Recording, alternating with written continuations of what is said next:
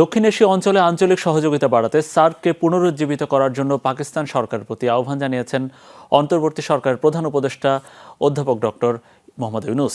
বিকেলে রাষ্ট্রীয় অতিথি ভবন যমুনায় ঢাকায় নিযুক্ত পাকিস্তানের হাই কমিশনার সৈয়দ আহমেদ মারুফের সাথে সৌজন্য সাক্ষাতে তিনি এই আহ্বান জানান।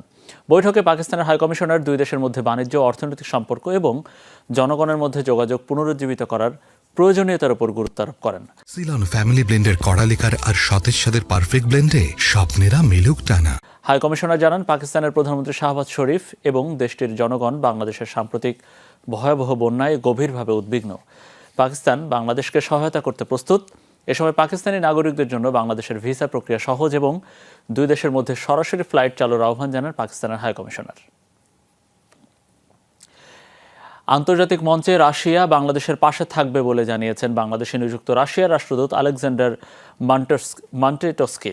বিকেলে রাষ্ট্রীয় অতিথি ভবন যমুনায় প্রধান উপদেষ্টা ডক্টর মোহাম্মদ ইউনূসের সঙ্গে সৌজন্য সাক্ষাৎ করে তিনি এ কথা বলেন। বৈঠকে রাষ্ট্রদূত রাশিয়ার কারিগরি ও আর্থিক সহায়তায় বাংলাদেশে নির্মিত রূপপুর পারমাণবিক বিদ্যুৎ কেন্দ্র এবং খাদ্য নিরাপত্তা, জ্বালানি অনুসন্ধান এবং বিজ্ঞান প্রযুক্তিতে সহায়তা বাড়ানো সহ পারস্পরিক স্বার্থ সংশ্লিষ্ট বিষয় নিয়ে আলোচনা করেন।